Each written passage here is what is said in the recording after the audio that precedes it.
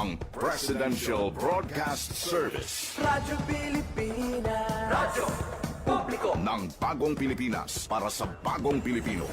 Naghahatid ng mahahalagang balita at impormasyon na guugnay ng pamahalaan sa sambayanan. Tulay sa himpapawid ng serbisyo publiko. Radyo Pilipinas. Radyo Publiko. Ang boses ng Pangulo. Sa Iloilo, Radyo Pilipinas. 585 AM. Philippine Standard Time, alas 10:09 saga. Sports Zone. Mga balita sa hinampang. Diri sa Iloilo, sa pungsod, o bisan diin man nga bahin sang kalibutan. Mga hinon-anon sa patag sang hinampang. Inyo mahibaluan sa Sports Zone. Ang kahapdi sang kalutusan. Ang kasadya sang kadalagan. Ululupod naton nga saksihan sa Sports Zone. Programa sa hinampang, pagkilala sa mga tao, sang ila kinaadman, sang ilang pagpaninguha nga matibong ang kagalingon nga hampang. Sports Zone. Yari ang inyo Sports Zone host, Joseph Paul Noblesa Tarosa.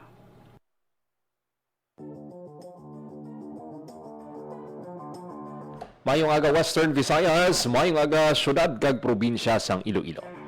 Welcome sa pagpangalagad sang programa Sports Zone. Isa naman ka edisyon sa pagpangalagad naman, no? Nagpapato ng pila ka mga talalupang doon nga balita sa hinampang. Inyang inyo alagad kag anchorman Joseph Paul Noblesa Tarosa. Ululupod kita subong aga diri sa Radio Pilipinas Iloilo. Mga kabayan, nagbukas na ang Palarong Pambansa 2026. Kag mga kabyanan na full support gid ang mga taga Region 6 sa mga athletes, no, nga nagpasakop sa Palarong Pambansa 2026. Kag pila na ka mga athletes ang nagdalaog. Istoryahan tay na karon, no, diri sa aton nga pagpangalagad.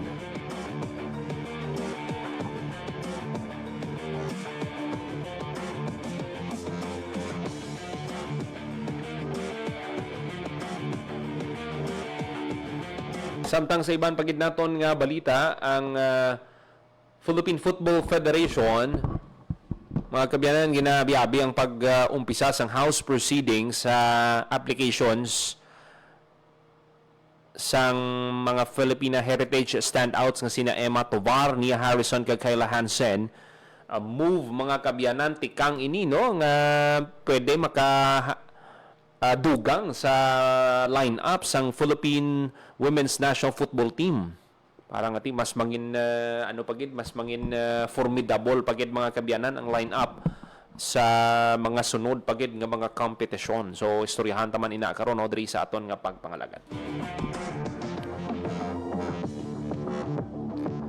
Sa patagdaman sang NBA, apat na lang gid ka teams ang nabili, no, sa nag-compete for the title, kag duwa lang ang mag-advance sa NBA Finals. So sa karon ongoing ang hampang sang New York Knicks. New York Knicks kontra Cleveland Cavaliers, 109-76 abanse ang New York Knicks. 33 kontra mga kabyanan sa Cleveland Cavaliers. Game 4 na ini kung magdaog ang New York Knicks, sulod na sila sa finals. After 27 years, nadumduman ko pa ini, no? 8 years old pa lang kita sang nakasulod ang New York Knicks sa NBA Finals kontra San Antonio Spurs. Unfortunately, nakuha sang Spurs ang kadalagaan, no? So, hidlaw-hidlaw gid sini ang mga fans ng New York Knicks nga after 2 decades and 7 magabalik ang team nila sa finals, sa NBA Finals. Nadumduman ko pa ang line-up nila, si Allan Houston, hindi kita magsala, si Latrell Sprewell gid. Mugid niyang nila to, ang star player nila, galing waigid sila sang may mahimo sini sa Twin Towers, no, sang San Antonio, si David Robinson kag nagapa-umpisa pa lang to sang karera niya, si Tim Duncan. No 1998 nagsulod si Tim Duncan, year after champion dayon.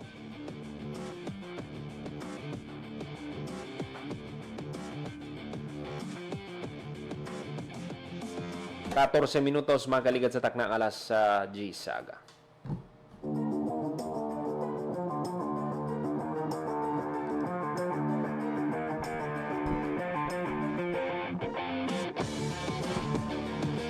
Kag mga kabyanan sa Banwasang Miag-aw, may paghahiwaton nga invitational chess tournament. Mga kabyanan, ini inorganisa sang LGU Miag-aw, headed by Mayor Richard Garin, Miag-aw Chess Club, kag isa ka isa man ka kumpanya dira no sa Miag-aw nga naga tahi man sang mga t-shirts, mga shirts kag gid active gid nga supporter sa mga sports activities.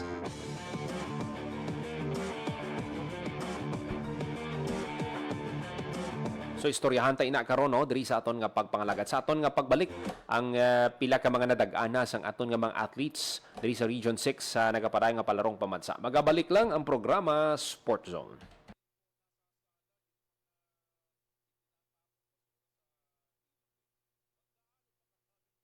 Maging mapanuri, huwag maging biktima. Ito ang karanasan ni Joanna, Elena at Shona. Sinabi niya sa nanay ko, mabibigyan nila ako ng trabaho. Pwede niya daw akong gawing singer. Sa abroad daw. Doon ako pupunta para magtrabaho. Hindi niya sinabi yung trabaho ay sumayaw ng nakahubad. Kinulong ako kasama ng mga ibang babae at hindi pinakain. Umabot ako ng Singapore. Pinilit naman ako makipagtalik sa mga foreigners. Doon ako nabuntis. 15 years old lang ako noon. Dito sa Pilipinas, 100,000 na bata ay pinapasok sa sex trade. Ang child trafficking ay isang krimen. Mag-report sa action line 02-1343. Hindi mo kailangang makita ang mga mukha nila para maramdaman ang takot nila. Isang paalala mula sa ECPAT Philippines, Interagency Council Against Trafficking, PIA at ng himpilang ito. Itinuloy na po natin ang zero balance billing. Libre po. Ibig sabihin, ang serbisyo sa basic accommodation sa ating mga DOH na ospital, wala nang babayaran ang pasyente. Po, ang dami pong challenge, hindi po namin alam kung saan namin kukunin, ganon, nag-iisip kung paano namin mababayaran. Siyempre po, masayang-masaya, super saya po dahil na zero billing po kami. Opo, malaking po talaga, malaking tulong po. Mabilis lang din po. Bayad na ang bill ninyo. Uulitin ko, wala nang kailangan bayaran ng pasyente basta sa DOH Hospital dahil bayad na po ang bill ninyo. Naiyak ako kasi sobrang saya. Maraming salamat po, Mr. President Bongbong Marcos Jr. Hindi kami nagkamali ng taong ihinalal.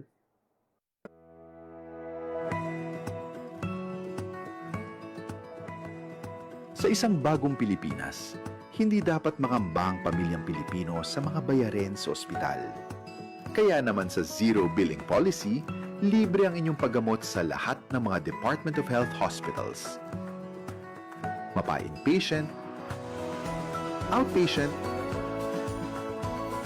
o emergency services. Isama na rin ang mga mamahaling gamot,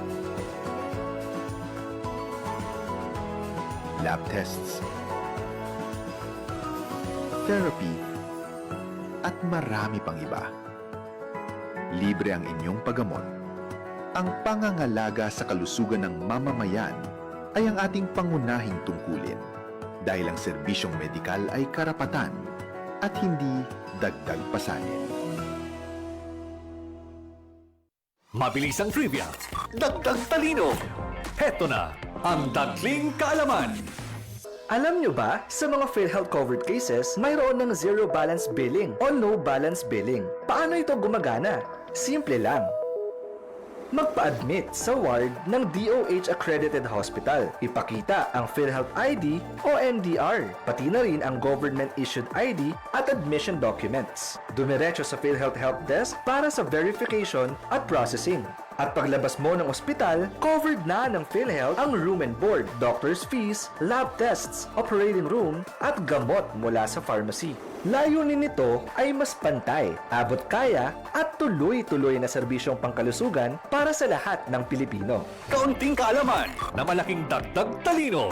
Abangan muli ang susunod na Dagling Kaalaman. 19 minutos magaligad sa taknang alas 10 sa aga pa rin ka mga nagapamati diri sa Gyapon sa programa Sport Zone.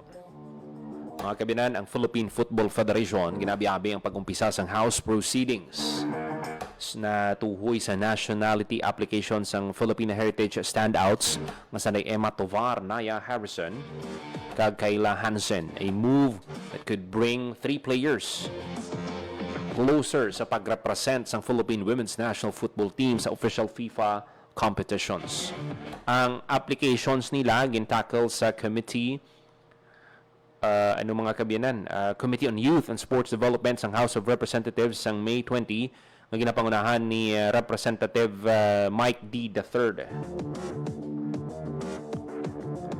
Ang development advances sang push sang PFF for 3 players eligibility to the Filipinas through House Bills 9067, 9068, kag 9071. Ang measures offered ng ID kag Manila Representative Joel Chura. Ang House Bills complement Senate Bill 1678 to 1680 which were filed sa January ni Senator Pia Cayetano. Ang PFF nagpahayag ng process forms part sang ila efforts nga strengthen ang pool sang Philippine Women's National Football Team. Samtang nagapreparar ang national team sa 2027 FIFA Women's World Cup cycle. Ang 2027 FIFA Women's World Cup ang panagbalayan sang Brazil from June 24 to July 25, 2027 and will feature 32 teams suno sa FIFA. Si PFF President John Anthony Gutierrez ginupdan sa Tovar, Harrison kag Hansen sa ginpatigayon nga committee proceedings. Ang federation nagpahayag nga ang presence underscored sang ila commitment not only sa pagpabaskog sang football program but also to helping players reaffirm sang ila national identity kag pagpalangga mga kaabianan sa pungsod. Ini nga mga players hindi lang magadugang sang depth kag quality, maga-represent sila sang Pilipinas. Nati ang identity does not end at our national borders. Kagti magapadayon ina across generations, across countries, kag across families. Nati have kept their connection nga buhi no ining ilang dugong Filipino. Ang connection sang players hindi lang merely professional or sa sport. Nagpayag ang federation, nagpayag nga ini personal kag rooted in family, ancestry kag sincere desire nga i-represent ang country of their heritage. Suno sa head coach ng Pilipinas nga si Mark Torcaso, nga nagapreparar sa senior kag under 20 squad talent identification camp kag preparation sa San Diego, California with the last week of May and early June. Gina-welcome nila no ang ini nga development. Exciting to see that these players have stayed patient and positive sa honor nga mahatag nila no sa Pilipinas. They had an exciting meeting with Congress supported by President Gutierrez sa paglaom for nila no nga makabaton kag makompleto ang ila passport process. Thankful sila ka grateful for the support sa House of Representatives and looking forward sila nga makompleto na ang proseso.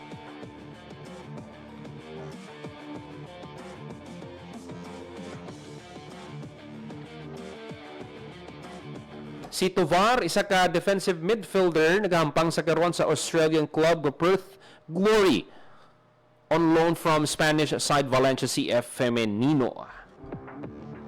Ang PFF naman, na-describe si Tovar as a highly regarded player nga kilala sa iya composure sa possession kag tactical Intelligence.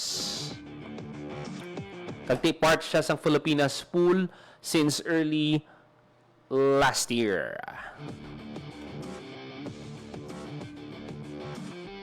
Football ang biggest way nga ma-embrace niya ang iya Filipino identity suno kay Tovar. Kag through sa iya pamilya, hindi mapabilin mga buhi ang kultura through food, music, dance, and fashion. Si Harrison naman, isa ka fullback nga nag-represent sa adto sang United States sa under 18 level. Na build yan naman ang iya reputasyon as a regular for NCAA Division I powerhouse Stanford Cardinal Women's Soccer. Na si Harrison nagampang sa karon professionally for San Diego Wave FC sa National Women's Soccer League. Excited si Harrison no sa sining opportunity kag ginahulat ni nila no madugay na. It's a special opportunity na i-represent ang Philippines sa international football scale. Hindi nag-offer man siya gani isang mensahe no, sa pila ka mga aspiring young Filipino footballers. Kung may handom ka mo, labuton nyo gid ina. Kag sarang nyo gid ina malabot. Samtang si Hansen naman is a central defender kag former Canada Under-17 Women's National Team player. Nagampang siya sa karon sa AFC Toronto after previous stint sa Serbia kag Finland. Hinahimo niya ini through the sport niya ginahampang kag ano man no, kabahin man ang mga tradisyon, kultura kag pagkaon. Ngati ginpasa man sa iya no, sang iya nga mga tiyo, sang iya mother.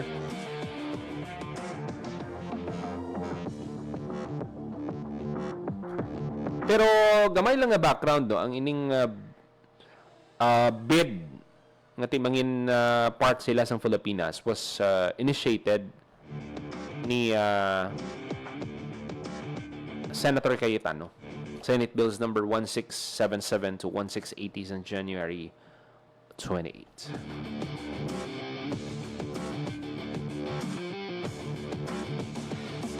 Sino sa presidente nila no kung may mga athlete nga may dugong Filipino, may abilidad, may disiplina, kag may tagipusoon nga handa ipakigbato ang Philippine flag, nagakadapat lang nga tagaan sila sang opportunity nga mag-alagad sa Pilipinas.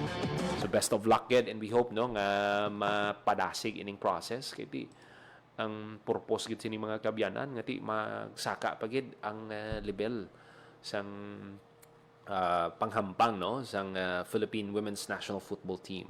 Why naman sang iban nga ginahandom sini ang Pilipinas. Kundi matagaan lang sang best gid no.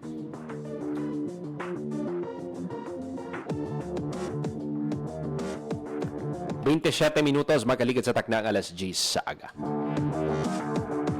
Mga kabyanan, ang iban pagid nga mga balita patpatonaton sa pagbalik sang programa Sport Zone. Chong chong chong chong pasipol-sipol mga manong sa labas pagtigil at gumalang kaya ikaw sa bibig kundi maganda ang lalabas. Pare, ang catcalling ay isang uri ng sexual harassment. Di biro ang sexual harassment at di nakakamacho ang pang-aabuso. Kaya ikaw sa bibig kundi maganda ang lalabas. Isang paalala mula sa Philippine Commission on Women at ng himpilang ito. Uy, Julie! Kamusta ng date ni Elmer? Parang tulalang-tulala ka dyan. Nino, tulungan mo ako. Akala ko date lang yun. Sumama naman ako. Tapos, sarap niya ako. Anong gagawin ko? Ano? Pumunta sa inyong barangay o Police Women's Desk o sa DSWD na may serbisyo para sa mga biktima ng rape. Ang rape ay labag sa human rights at ng anti-rape law. May obligasyon ako, ikaw, tayong lahat. And vow now, it's our duty. Ang paalalang ito ay hatid sa inyo ng Philippine Commission on Women at ng himpilang ito. Ang violence against women and their children o VAUC ay isang krimen at hindi isang pribadong usapin lamang. Ito ay nakasaad sa Rule 3, Section 6 ng Republic Act 9262 o Anti-Violence Against Women and Their Children Act of 2004. May obligasyon ako, ikaw, tayong lahat. And vow now, it's our duty. Ang paalalang ito ay hatid sa inyo ng Philippine Commission on Women at ng himpilang ito. Sana'y tiyakin ng mga magulang kong maipanganak akong malusog. Kumain si nanay ng may sustansyang vitamin A panlaban sa impeksyon. Para din sa mata, balat, bumbunan at mga buto. Ayon, pampabuhay ng dugo at muscles. Ayodin, pang-iwas sa komplikasyon at pagiging abnormal. Importante din ang check-up kay doktor. Kasi healthy nanay, ganda buhay.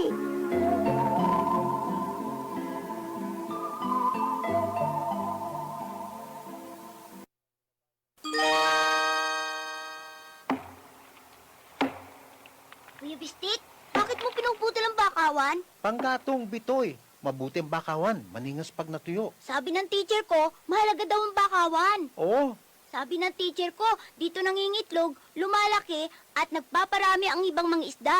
Pati alimango sa mga hipon. bakit sa kabilang barangay ginawa ng palaisdaan at resort ang bakawan nila? Kaya nga raw umuunti ang nahuhuli nating isda at mga lamang dagat dito. Dapat daw parusahan ang mga namumutol ng bakawan. Sabi ng teacher mo yon? Hindi. Sabi ni Lolo yun. Lagot! Ayan na si Lolo.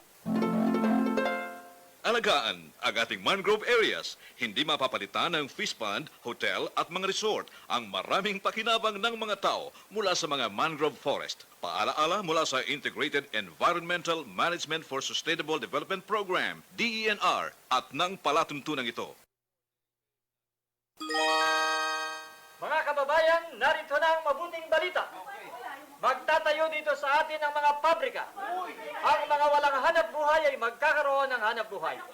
Ito'y patunay ng pagunlad ng ating bayan. Makaraan ng 5 taon, Mga kabarangay!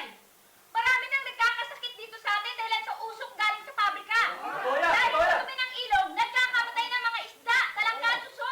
Hindi na natin magamit ang ilog sa ating mga patubig. ang pag-unlad ay hindi dapat sumira sa kalikasan. Sa halip, ang pag-unlad ay dapat magpayaman sa mga likas na pinagkukunan at hanap buhay ng nakararaming tao.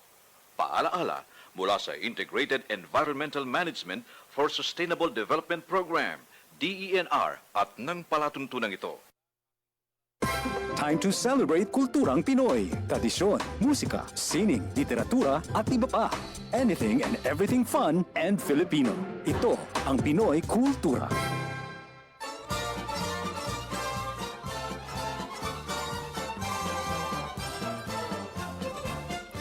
A blessing of safe voyage and a chance to cool off, pinagmamalaki ng kanta ang Antipolo, named after tipolo or breadfruit, prolific in the area. The city prides itself as the pilgrimage capital of the Philippines. Two of its more popular attractions are the historical church of the Nuestra Señora de la Paz y Buen Viaje and its summer popular waterfalls, ang Hinulugang Taktak. The Franciscan missionaries built the church in 1578 and the Jesuits administered it in 1591. Thousands traveled to pray to Our Lady of Peace and Good Voyage, brought in from Mexico in 1626 and enshrined in the cathedral. A favorite tradition is trekking to the shrine on Good Friday Eve and May 1st. Another tradition is having new cars blessed at the church. Many believe it will ensure the safety of the car and its passengers. OFWs also pray for success abroad. Pagkatapos ng pagpapala sa misa ay ang inaabangan ng mga bata ang pagligo sa sikat na Hinulugang Taktak, described playfully in its song. It was first opened in July 1952, became a national park in September 1990, and a protected landscape in November 2000. In 2002, it had to be rehabbed because of water pollution. In February 2020, Hinulugang Taktak reopened, together with unique recreational installations for wall climbing, hanging bridges, and a spider web platform. And don't forget, before you leave, ang pasalubong. Sikat sa lugar ang suman at mangga. pa. But you can also bring home antipolo in a jar, like coco jam, latik, kalamay, or adobong kasoy. So, no time to waste. Get into the culture, enjoy a blessing, and have some fun. Tayo na! Yan ang Pinoy kultura because our culture is cool. Time to celebrate kulturang Pinoy. Tradisyon, musika, sining, literatura at iba pa. Anything and everything fun and Filipino. Ito ang Pinoy kultura. One of the fondest memories I have as a kid is riding the jeepney. It made me feel like a king. Dahil ito ang King of the Road.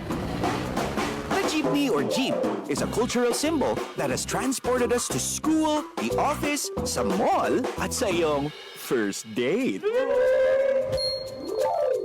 Mura, makulay, at mabilis. Yan ang ating jeep.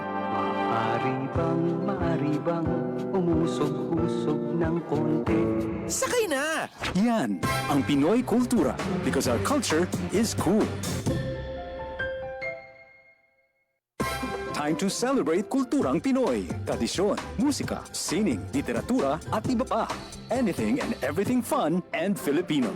Ito ang Pinoy kultura.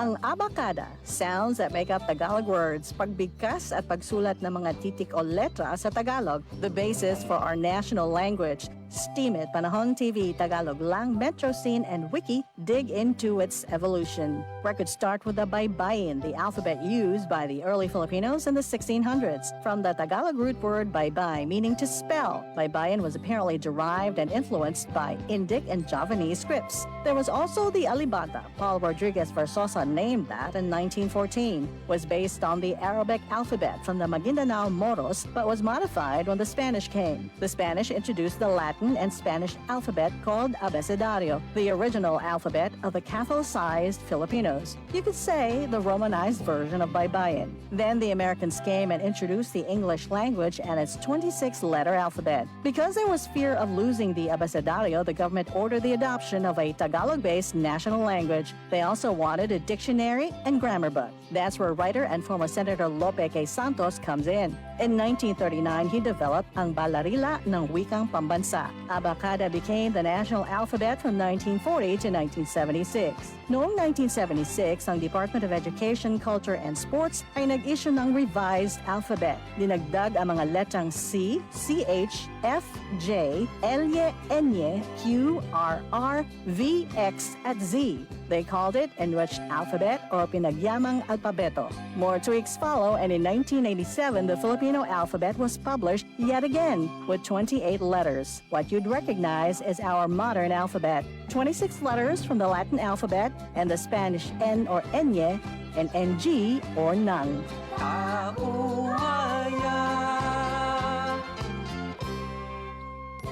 Yan ang Pinoy kultura because our culture is cool.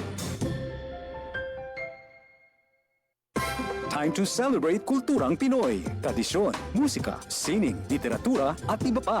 Anything and everything fun and Filipino. Ito ang Pinoy kultura.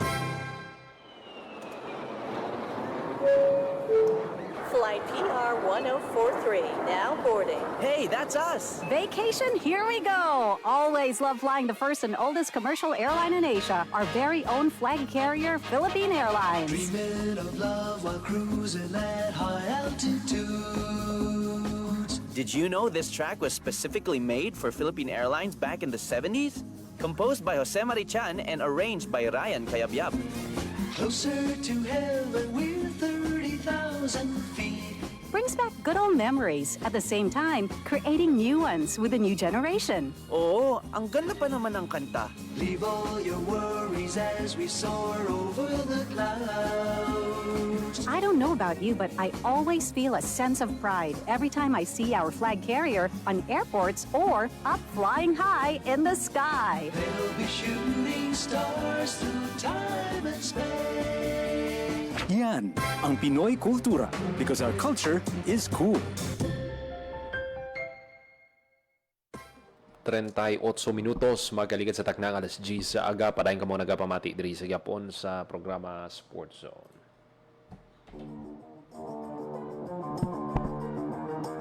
Sa aton dugang nga mga balita sa nasiling na nato, no, may mga athletes na nga nagdaog from Region 6. May mga medals na ang mga athletes naton nga nagpasakop sa palarong pambansa dito sa Agusan del Sur ongoing pa ang mga games. Pero day 1 pa lang kahapon may mga nagdalaog na. Kag mga kabyanan na pila sa mga nagdaog, no, ang mga athletes naton from Iloilo City sa patag sang chess, no, si mag-utod ini kapid ini, no, sanday Thea Grace kag Mika Clar.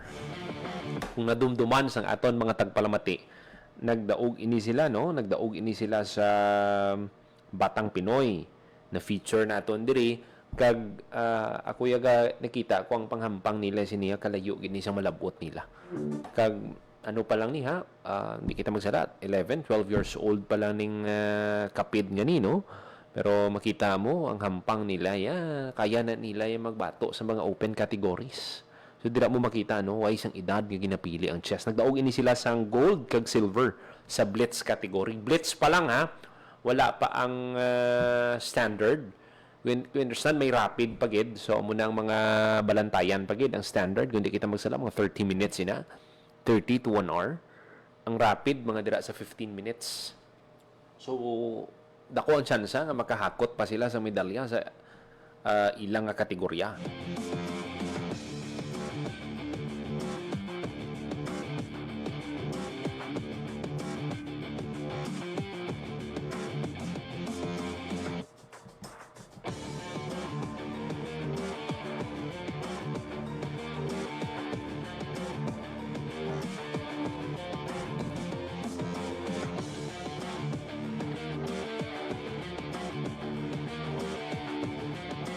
So bantayan, no, ang iban pagid nga mga updates sa iban pagid naton nga mga programa, no, from time to time kung may mga nagdalaog nga mga athletes from Region 6 siga anunsyo naton ina, no, diri sa aton nga pagpangalagan. Ang men's basketball team, no, daog man sa Bicol Region. Ang men's basketball team ginarepresenta sang St. Robert's International School sang Iloilo City. No, duwa na ni katuig nga St. Robert's ang naga-represent, no?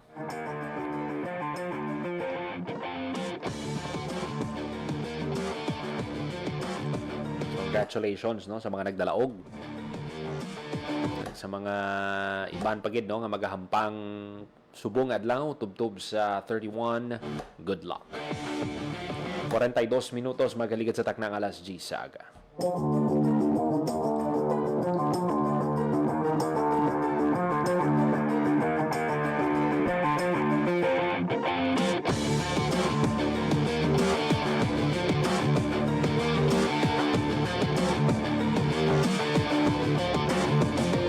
Mga kabinan, ng isa sa ginabantayan man sa men's basketball, no, sa palarong pambansa, ang ano ni siya, crowd favorite gid ni siya do sa duwa ka halin 2024 tubtob 2025, isa ni siya sa ginalantaw sa palarong pambansa, si Kenji Chog Moral. Ang iya sining irepresenta ni ang Claraa, Central Luzon. Galing kay may ano na siya, no, ginkuha na siya sang Gilas Pilipinas Youth. Kagti magahampang na ini sila, no, sa Gilas Pilipinas Youth. Why na sila naghampang sa subo nga palarong pambansa. Upod ni Kenji Chog Moral, si Ethan Aguas, Kyle Sardon, Kent Basa, kag Jacob Lacson. Almost a week ago, ang coach, no, sang Gilas Pilipinas Youth, si Coach Juno Sauler, nagalaom siya nga ang ining mga promising prospects na sa karon, no, naga-focus na sa Siaba tournament. For the Philippines has grand plans of extending ang pag-reign no sang Pilipinas dira sa Sayaba. Ang 2026 FIBA Under-18 Asia Cup Sayaba qualifiers is slated for June 10 to 14 right after sang ongoing palarong pambansa. In past years, si Moral kag Aguas naghampang ini siya for Central Luzon kag NCR respectively, samtang si Sardon impressed for Western Visayas kag si Basa and Lacson sa Central Visayas naman. So, muna kung may opportunity gid ang mga athletes naton, gid ihatag nilang best nila. Labi na sa palarong pambansa, kay kadamo sa mga coaches nila nga nagalantaw. Kag hopefully mag-import ka sa national team. Muna nga best time gid nga magpakitang gilas sa palarong pambansa. Kag hindi lang man pagpakitang gilas no, kung isipon mo bala kalayo na sang nalabot mo halin kabi sa district meet, municipal meet, integrated, regional. Pila na ka mga kompetisyon ang inagyan mo. Amuning last. Kag dapat ihatag mo pagid ang best mo. Kung hinatag mong best mo sa mga lower meets, dapat 100 or 200, 300% dapat ihatag sa mga athletes sa palarong pambansa. Kay dira pagid nagabukas ang opportunity para sa inyo. Hindi lang man sa basketball, damo nga sport nga daan, may volleyball, swimming. May mga kilala kita nga dira sila nakilala sa palarong pambansa. Kung nadumduman niyo ang player man sa diri sa aton taga Iloilo man si John Bryan sa Honia, subong gahampang na sa Northport Titan Ultra na subong na ngalan sa PBA. So, dira mo makita nga damo gid yan sang opportunity. Muna nga dapat magpursige lang gid ang aton nga mga athletes.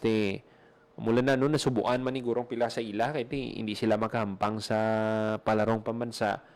Pero hindi mo ni pwede i-miss ang opportunity nga ni nga magka-represent sang Pilipinas sa international competition.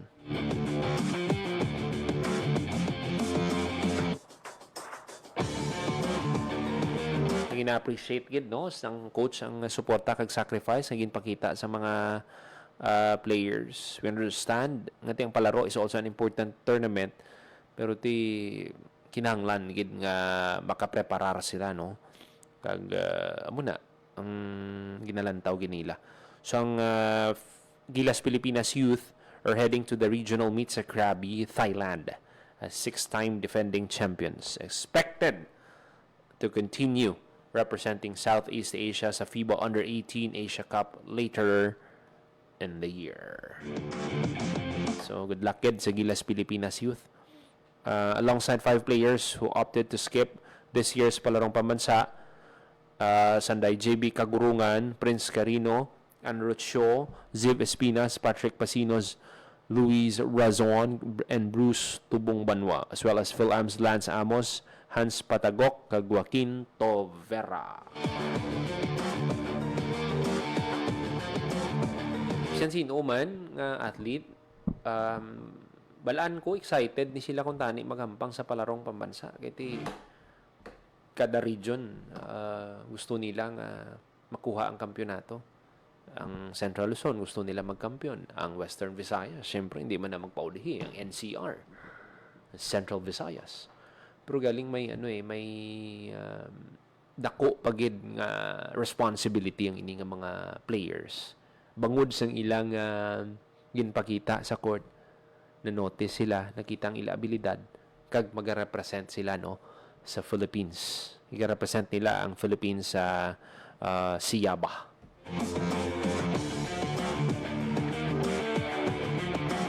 ...48 minutos magaligad sa takna ang alas 10 sa aga. Sa nasiling na naton ang banwa sang miagaw magahiwat sang second Mayor Richard S. Garin Invitational Chess Tournament.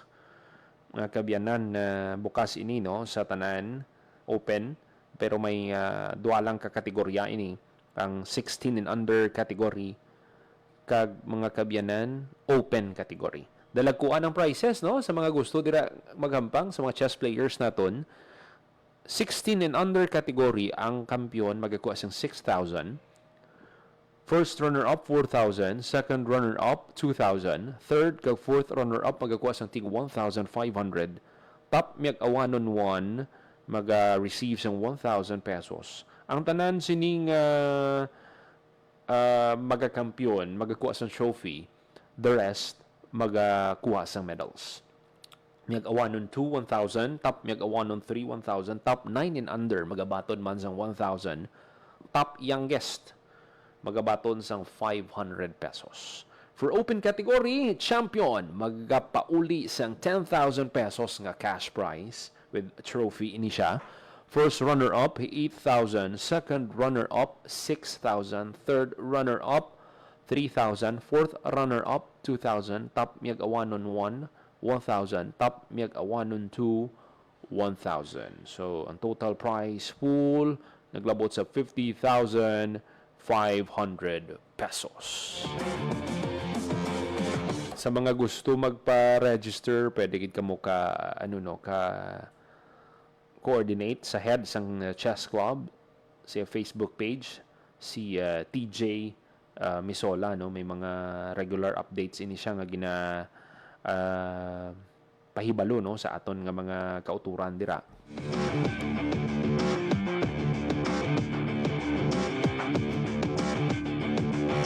50 minutos magaligad sa takdang alas G sa agang. Iban pagin nga mga balita apat pato na to sa masunod nga edisyon sa programa Sports Zone. Ginapasalamatan ta ang aton mga kaupdanan sa technical side sa studio, Mr. Rochelle Jones Otahero sa transmitter, Mr. Jeffrey Betita. Para sa Bagong Pilipinas, Joseph Paul Noblesa Tarosa, Radyo Pilipinas, Radyo Publiko. Updi ninyo kami liwat sa sunod nga semana sa isa pagid ka oras nga programa sa pagtibong sang hinampang kag sportsmanship. Ini ang Sports Zone. Ang inyong tulay sa himpapawid ng serbisyo publiko. Ang Presidential Broadcast Service, Radyo Pilipinas, Radyo Publiko. Radyo Pilipinas. Radyo Publiko. Kinilala ng pang-international at prestigyosong Asia Pacific Broadcasting Plus Awards 2025 para sa kategorya ng Government Streaming. Ito ay dahil sa epektibo nitong pagsasanib ng mga tradisyonal na media tulad ng telebisyon, radyo at print para masabayan ang mabilis na pag-inog ng mundo ng digital at social media tungo sa mas epektibong paghahatid ng mahahalaga at napapanahong mga impormasyon sa mamamayang Pilipino. Kinilala rin ang Radyo Pilipinas dahil sa patuloy na pag-akyat ng rating. Ngayon ay matatag sa pang-4 na pwesto sa Mega Manila ayon sa pinakahuling Nielsen Radio Audience Measurement Survey. At sa social media, nakamit ang mahigit 2,000% pagtaas ng bilang ng mga sumusubaybay sa Radyo Pilipinas page sa unang bahagi ng 2025. Patunay ito na ang inyong Radyo Pilipinas, Radyo Publiko ay tunay na kaagapay ng inyong pamahalaan sa paghahatid ng serbisyo sa mga mamamayang Pilipino. Mula sa aming lahat, sa ngalan ng inyong pamunuan at mga kawani ng Presidential Broadcast Service, kasama ang inyong mga himpilan ng Radyo Pilipinas sa buong kapuluan. Maraming salamat po sa inyong lahat, sa inyong pagtangkilik at pagkilala. Radyo Pilipinas. Radyo Publiko. Time to celebrate kulturang Pinoy.